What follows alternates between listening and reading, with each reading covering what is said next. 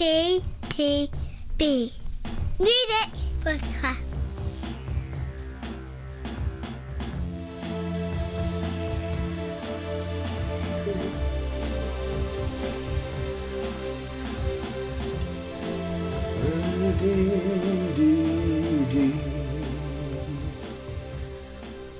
Strange I couldn't hear the kind of feed of the theme. It's a shame we never hear that. The theme tune coming in, but obviously I sing along to it in my head. It was there. If that makes a difference. Yeah. I know we're coming in. It's there. Anyway. It is. What day is it? What? March. Tuesday. Tuesday. It's a Tuesday in March. It is. It's bloody freezing. Yeah, winter seems to be returning. Judging by outside at the moment. Yeah. Anyway, podcast 2 of 2023. So we are, for us, the last couple of years ago, we're kind of, we're where we should be. Oh, yeah. Yeah. And unbeknownst to me, when I picked the 6 records that we were going to deal with this particular podcast, I didn't realise they were all really, really short. Which is just a blessing. It is. These are all things that could have been released as albums on vinyl, side 1, side 2, back in the oldie day. Wow. And been fine. So the running time of these albums ranges from 31 minutes to a absolutely shocking 42. Bliss. Particularly when you only give me a week's notice that we're podcasting. Well, I think you'll find, Mr. Ganane.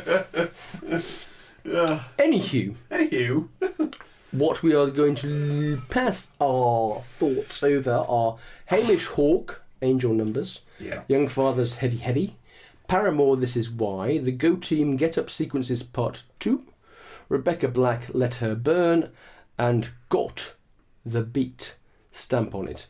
So interestingly, we're going to start off with Hamish Hawk. This is interesting because we've conversed about this offline a few times.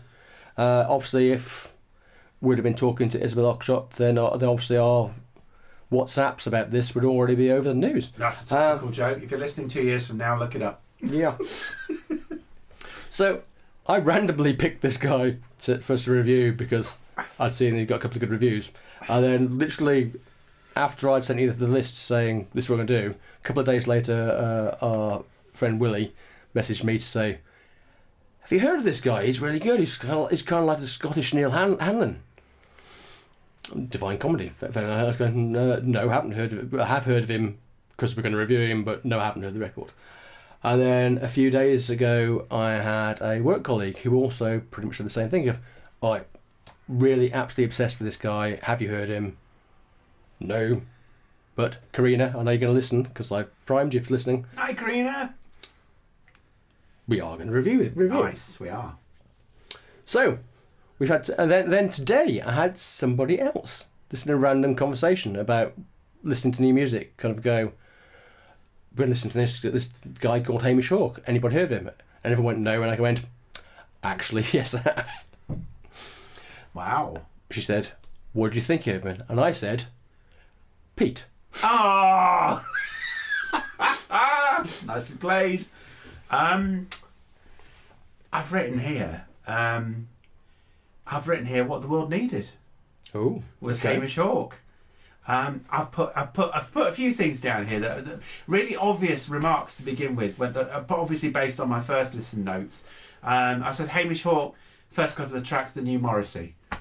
Hamish Hawk, and I mean this positively, by the way. I don't mean it as a prerogative. I have Morrissey written down. Yeah, I don't mean it in a derogatory way. And then I put Hamish Hawk is also very Hawley, Richard.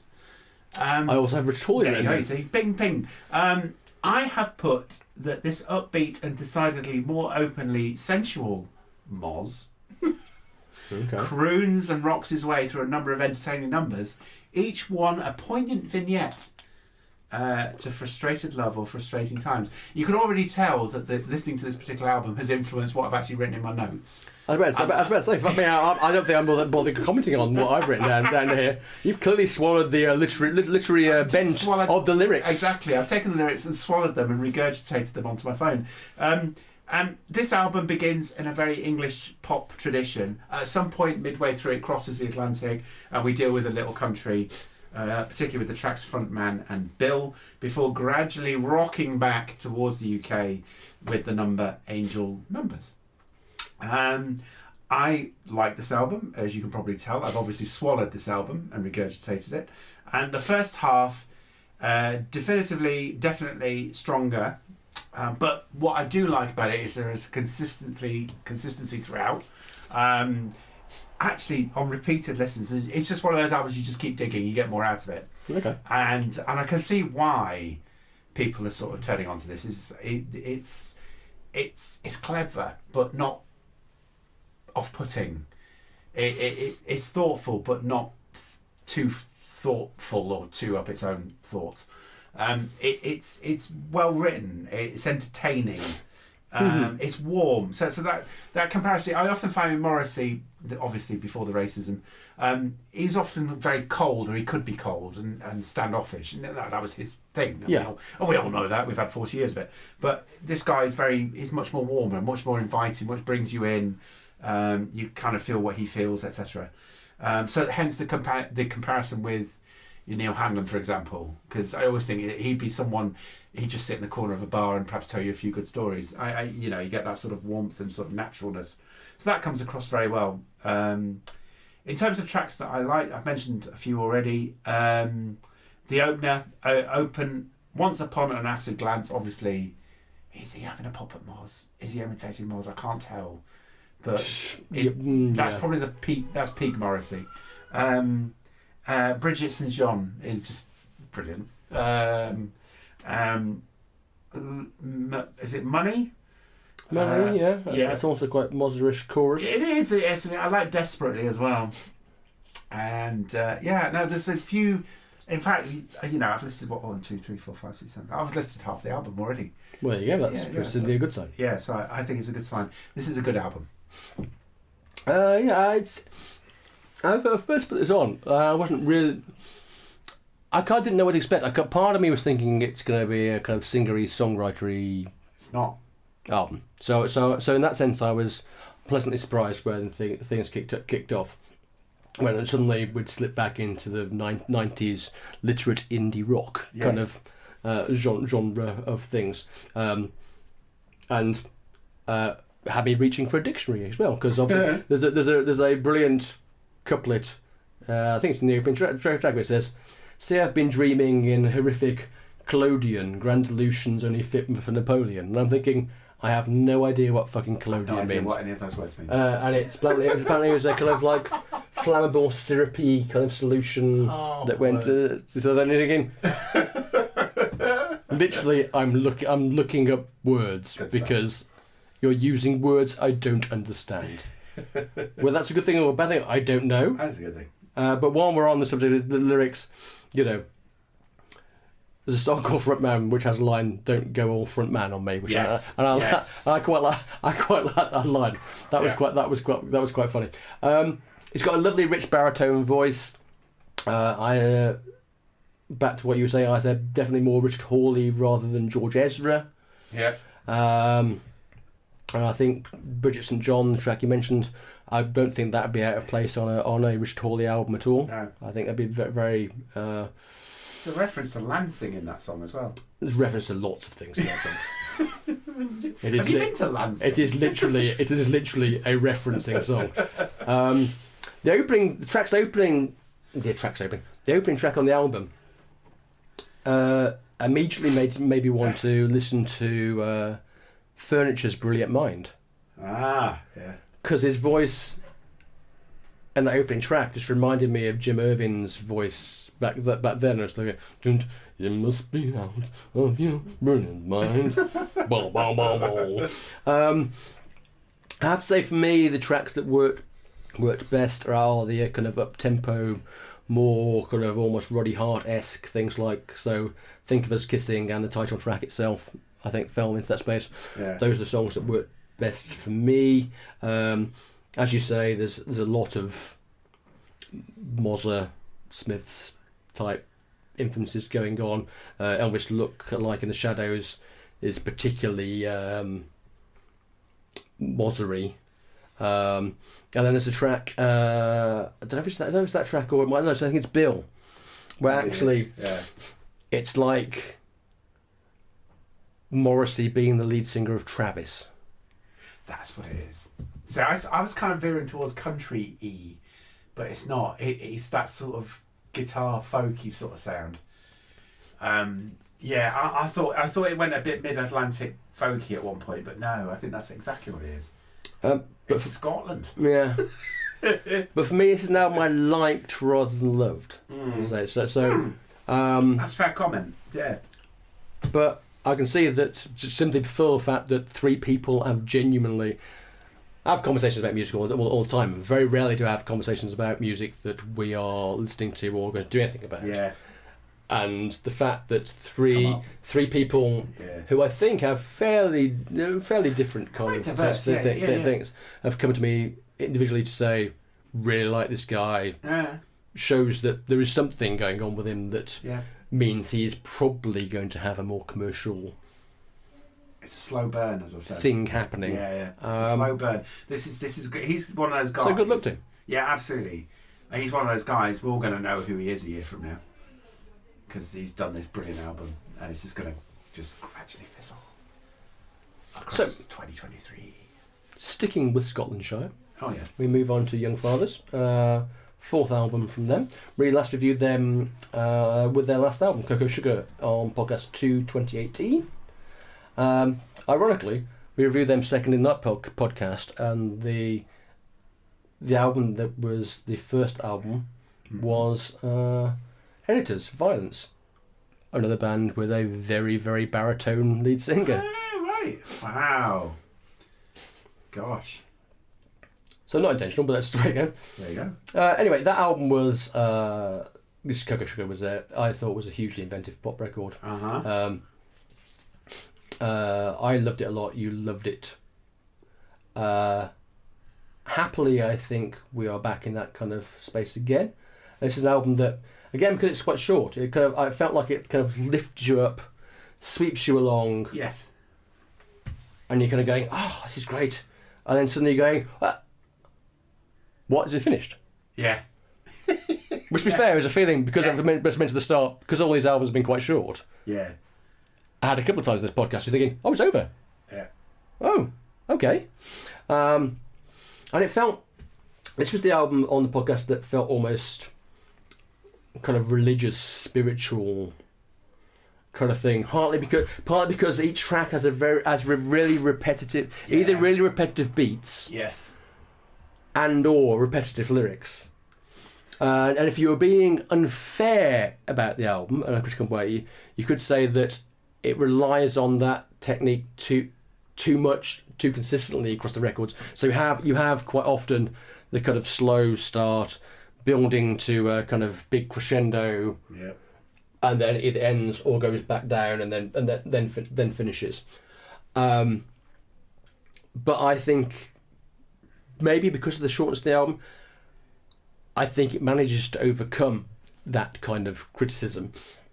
The band themselves have said it's an album about various things, about COVID, Brexit, self-identity, blah, blah, blah, blah, blah, blah. But also they've said on several tracks they've written stuff, and part of the kind of simplicity of writing some of the stuff was trying to get songs down to an essence so that people got different things out of the track. So whether it's the simplistic lyrics or the beats or whatever, they would get something. No one person would get the same. Same person would get the same different thing. God, can't speak properly. You know what I mean? I know what you mean. People wouldn't have the same experience of the song. And I kind of get that. Particularly they were thinking about something like Tell Someone, which is, you've got you sleep but your soul ain't sound. You scream because you know it's a long way down. You reach but your feet never left the ground. And it's that idea of how you interpret the meaning of those words to what the actual song is about in the context of the music surrounding it. I don't think it's as good as Cocoa Sugar, but I do really like this album, and I do like the way it yeah, the way it just made me feel, it was just very, just, I felt very zen, to use a kind of cheesy word after it. But particularly on songs like, I think the first half of the album for me is stronger. I think the first 5 tracks, particularly stuff like I Saw and Drums and stuff, are just absolutely banging. No pun intended. And there's a slight fall off towards in the second half of the album, but still overall, I thought good to see again the British band still doing something that's interesting with modern pop music. A couple of points there I'll pick up, and one is the potential criticism around that sort of spirituality, and I'll come back in full to that in a moment. Okay. I don't think that's a criticism at all. I think that's a strength. And when I come back to it, I'm going to make a very tenuous connection to another band. Woohoo! Spoiler. It's what I like. And the other point you just made there, I actually disagree. I actually think it's fairly consistent throughout. It pauses for breath on a couple of tracks. There are a couple of tracks where it does sort of drop, and whether it drops musically or just you lose the energy a little bit. Yeah. I actually think, apart from that, it's fairly consistent throughout. I think this is a great album. It's on the one part experimental, but on the same time, it's very accessible. Not to mention danceable. Yeah, no, absolutely. I listened to this and I found myself dancing along to it. It's very infectious. I mean, you're right. The first couple of tracks I Saw is really very catchy. Drum.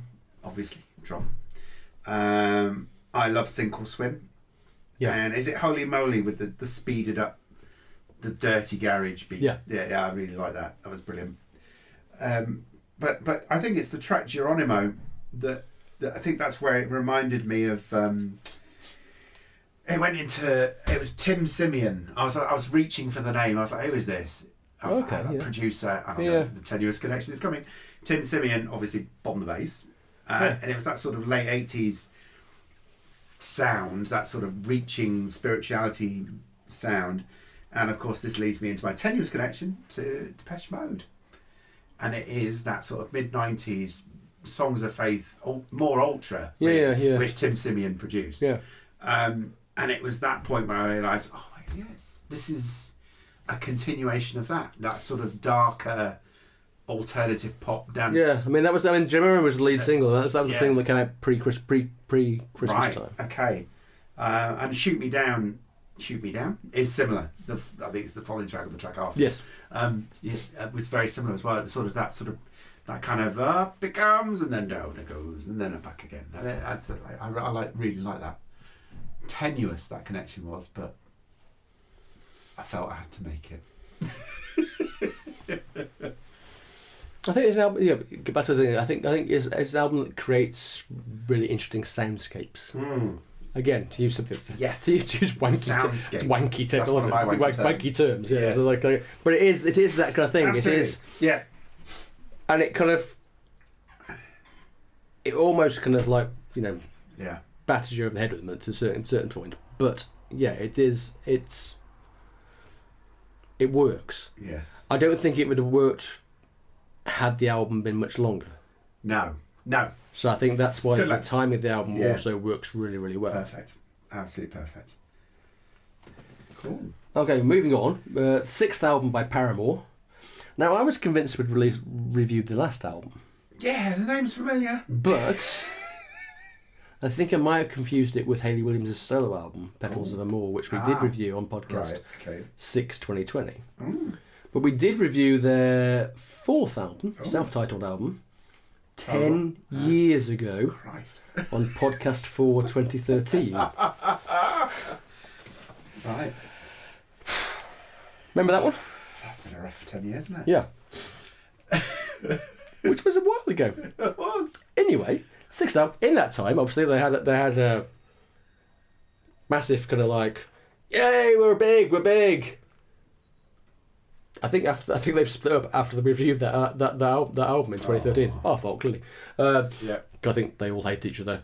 And then a few years ago, they got back together, except for one person who they're still angsty with. And at the same time, this has started with the last album, also decided to start changing direction a bit and move away from what had been the kind of bubblegum punk pop thing and tried to expand their horizons. Are they still expanding their horizons, Pete? Let's see. Now, this is a solidly rock indie album. It's very listenable, and I think lyrically I really enjoyed it. I really enjoyed some of the lyrics. It's I'll get back to that in a moment. And it's a mix of notes on depression. Modern life is angsty or rubbish. It's it starts as an album. It starts very strongly. As I will list in a moment when I list my liked, and then it settles in. And it's not to say it's less engaging, and it remains fairly consistent again throughout. Although I think the pace of the second half is probably more considered. Okay. I had more of an issue with this album on repeated listen. Ooh. This is the one I've struggled with. Oh. Because actually on my first listen I really enjoyed it. I really thought, this is great. It's a great indie album, or classic indie. I like this album a lot. But the more I listened to it, the harder it became. Which is unusual because, as we all know, usually the other way around. So yes, I struggled with this the more I did listen to it. And so, going back to the positive, it starts really well. This Is Why, opening track. I love the lyrics at the start of that. Literally the first few lines. Even literally the first few lines, if you have an opinion, you can go shove it. Hello, Paramore. Or keep to yourself. Or And then of course the chorus or the riff. This is why I don't leave the house, etc. I thought that was brilliant. And even second track, The News. Have we had a song yet in reaction to recent developments globally? We had that Pink Floyd song about Ukraine. Yes. Obviously. This focuses very much on a war happening far away, but they sort of take the war and use it as a way of exploring that thing that we all seem to do now with 24-hour rolling news, is just plug in. And the chorus obviously turn off the news, which I think from a mental health point of view is probably very good.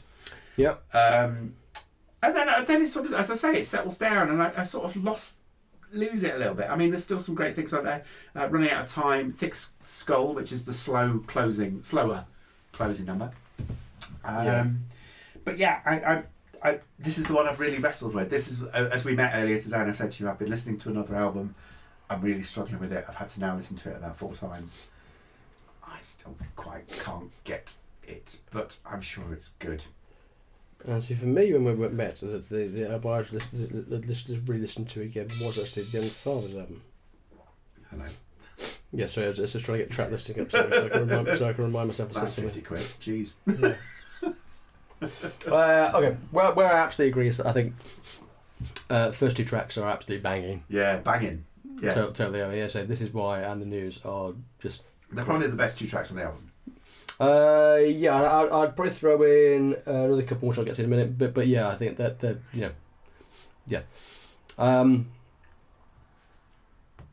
I probably like this album more than you did. You did, it seems. I liked the first tracks, first listen through, and then was like, yeah, don't know, maybe it's a bit kind of wishy-washy.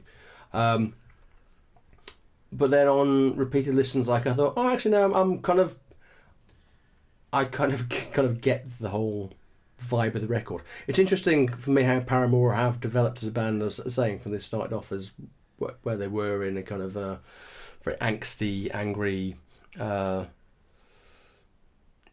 punk pop rock band, and on this album, I think they sounded more like a cross between Block Party and No Doubt. Ooh. Yes. But actually, I think that actually works surprisingly well for the band. That's a good comparison. And so it's got the open 2 tracks. Actually, there's a couple of tracks then that are a bit kind of... Running Out of Time's okay. Yeah, see, say Comme Ça kind of thing is very, very cheesy. The chorus, in its simplicity, is kind of catchy. The 2 tracks after that are 2 of my other favourite tracks on the album. So Big Man, Little Dignity, which again has some great lyrics in it. Particularly, I love the line where it says, "Your subscription to redemption." Yes. Which I just thought, love to have written that. That's a good line. That's good. I like that. And our new first, which again revisits same thing that Churches did on their track "Final Girl" on the Scream Violence album, where again there's another line about where Haley goes, "I'm both the killer and the final girl," which is back to the kind of horror trope thing of there's always a final girl in slasher films, and she's the person that's telling the story because she's the one that survived, or about to be killed at the end. Yeah. And so and there's a couple of other tracks, as you say, it kind of does peter out a bit towards the end, I think. Favourite verb. Liar is alright, quite a nice ballad. But for me, I think, surprisingly, I think Paramore are one of those rare cases of bands that have kept improving album by album. So I didn't really kind of get the shtick when they were, apart from a couple of tracks that were very famous at the time. The first couple of albums didn't really do much for me, and it's only in the last couple of albums where when they've ironically become slightly more poppy, when I've thought actually they sound like they're doing what they should be doing, and in a way that makes sense to me. And because of that, I think they're a better band for it. So I actually thought this was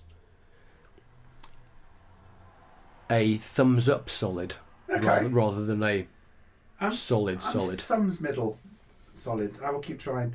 It's also worth to note that if you're a subscriber on Spotify, you get an exclusive vlog interview about this album when you go onto the album homepage. Didn't see that. Yeah. Worth noting. Then again, I've moved to various other platforms. Well, I'm just cool. Not really, no. Moving on to the 7th album from the Go Team, Get Up Sequences Part 2, which, perhaps unsurprisingly, is a sequel or follow-up to 2021's Get Up Sequences Part 1. Again, we last reviewed this band on the Rolling Blackouts album back on podcast. Well, it seems I don't know what podcast it was on because at least on Podbean, our archive doesn't go back far enough it's ancient history. Crikey. Yeah, it would have been during 2011. Blimey. Put it that way, which was shocking even to me. Anyway, I loved that album, and particularly there's a song called "By Nothing Day" on that album, which even to this day is repeatedly on many playlists that I do. On the positive for me, a lot of what I liked back then is still present on this record. Same high energy as before, same unique sound, which is, and it is, unless you actually listen to it, it is quite hard to describe, but I would say it's somewhere between an American marching band trying to be the Jackson 5 whilst performing Sesame Street songs. I wrote Kitsch Novelty. Well, there you go. That's kind of what I just said. Yeah, that was better. Yeah. And this album has more guests on it than previous albums. So it starts off as the West African band, Star Feminine Band, take the lead on the opening track, which is a cracking track. But there's also guest appearances from someone from a J-pop indie band, another rapper called Nitty Scott, who appears on one of the outstanding tracks on the album for me, Whammy-O. Another rapper called Indigo Yar is also on the record. But these are also supporting the ever-present mainstay of the band, which is the female lead singer, Ninja, who's there throughout the whole thing. It's not their best album consistency-wise, but when it's good, it's still very good. So I really like Stay and Ask Me, But We Keep On Trying, Gemini, and the aforementioned Whammy-O, which I think is potentially the best track on the album. It's an album for sunny days or sunny days in the mind. Yes. That's what I'd say. Yeah. So it's not as good as Rolling Blackouts, but No. still genuinely good fun. And again, it's 30 odd minutes. Yep, and I wrote a lively party soundtrack of samples mixed with 60s style pop and psychedelia, all backed with distorted guitars, keyboards, and various other sound effects. And I meant that positively. Yeah, well, that's fairly accurate. Yeah. I wrote something about kitsch novelty a bit further on. It opens and closes very strong, and actually even the middle, there's a good run of tunes. I think it's from the Me frequency through to Sock It To Me. That's actually a really good run of tunes in the middle there. Yes, as well, I agree with that. which I really enjoyed. I sometimes found that production sounds a bit muddy. I know it's deliberately lo-fi. I know it's just got everything just thrown at it deliberately. No, I think that's fair. I think a couple of tracks, as you say, more muddy than they perhaps need to be or should be. However, on repeated listening, and this is an album compared to the Paramore album, this is an album where I go in the reverse direction. The more I listen to it, the more I like it. So my listening, my issues with the sound levels being off, actually dissipate the more I listen to it. The more I listen to it, the more I adjust. And it's more rewarding on repeated listening. So yeah, I also liked I won't list all the tracks, but Look Away, which is the opener, Dive Bomb, that middle run that I've mentioned. Also worth a mention, something remarkable happened to me today on the tube train. I was on a Northern Line platform waiting for a train while Train Song was playing. Okay. And in a moment of divine dimensional perfect alignment, there's 2/3 of the way through the song, the train arrives. Nice. I get on said train, and then the train departs, all perfectly accompanied by that song. So yes, so that was nice for me personally. I like it. I like that a lot. And the timing was perfect. So there you go. Okay. Moving on to our fifth film. Rebecca Black, Let Her Burn. Now she became literally an overnight success, YouTube success, back again 2011, unbelievably, with the song Friday. So therefore it's quite surprising to learn this is actually her first actual proper album. Wow. She's released two kind of self-released kind of collections, mixtapes, whatever you want to call them. One came out in 2017, one came out in 2021. But as far as actually official studio albums go, this is apparently her first official release. Wow. Okay. So, Rebecca Black. I genuinely forgotten about her until I saw the name and kind of went, oh, is that the Friday woman? Yeah. Fantastic. Pete? I loved it. Full of energy. Full of pop energy. But, and here's the but. And it's a good but. Okay. I like a good but. It's a good but. Wait. That's the mix, like one said. It's heavier and darker, which always appeals to me. So, it's your typical pop EDM, but it's not, because it has those heavier and darker moments. It has beats, it has drums, it has bass, it has drums and bass, and even drum and bass, if they still call it that. And I hope so, I've written it down. And the occasional thrash-like guitar, like in the track Destroy Me, which is just brilliant. When it leans into drum and bass, it's brilliant. Very occasionally, and I think it's only one track really, it goes a bit R&B, which is Doe-Eyed. I think it's still an okay track. And then you get the obligatory 80s throwback, which is Genius, which is Look at You, which I think is the pop song. Because every electronic album these days has to have an 80s throwback. At least one. I think it's a potential hit. I don't believe I just said true there as well. Yeah, true. Which I believe came out 40 years ago, either this week or last week. So there you go. Topical as well. Topical.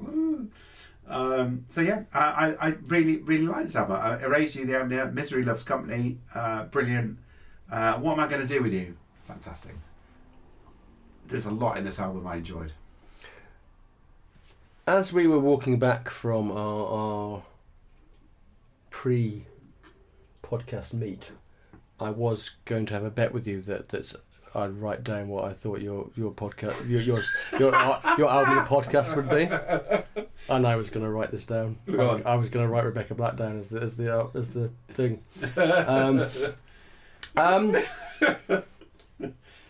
This is actually an interesting album. Yes, it is. Is she doing anything new? No, not really. Not really. Is it fun, and does it feel like something that she's been front and centre in crafting? Yes, absolutely. Did I enjoy it? Like you? Exactly. Yeah.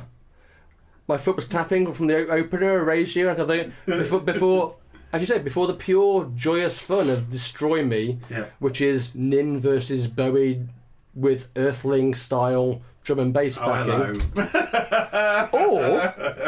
then I thought, I said none of those. Then I thought this afternoon, or is it just a female pop version of The Prodigy? Oh, do you know what that thought crossed my mind at one point when I was listening to it? I thought I can't remember which track it was. I didn't write it down, but I thought Prodigy at one point, definitely. But apart from that, I tend to agree with most of what you've said. Really, I think this is very good fun collection of modern electropop mixed with some drum and bass beats. And it's the darker stuff. Yeah, some industrial guitars. Tallies with exactly all those things you just mentioned. Yeah. Some quite good lyrics. Not quite up there with the best of lyrics we've had in but not even in this podcast. But pretty decent. Yeah. And I think definitely putting down a marker for 2023's pure pop album to beat. So we've set the marker. Let's see if anyone can do better in this particular genre. But I think, given that she had that first success back 12 years ago. Amazing. And this is now her first album. I think it's an album to be proud of, actually. I think it's a really decent pop record. So yeah. Speaking of fun modern pop, Got the Beat. Stamp on it. This is the debut album, stroke EP, from South Korean supergroup. Right, this is going to be the hard bit. It's the first subunit of a project called Girls on Top. Got. You got it? Yeah. Consists of 7 members. There we go. Soloist, Biao. Then Taeyeon and Cheon from Girls' Generation. Sol Ji and Wendy from Red Velvet. And Karina and Winter from Aespa. This is going to mean a lot to someone out there. Yeah, who also probably have said, still managed to fuck up the pronunciation of the name. I've tried, honest. So we have 6 tracks here. I think it's fair to say we're not winning any originality prizes with this particular collection of songs.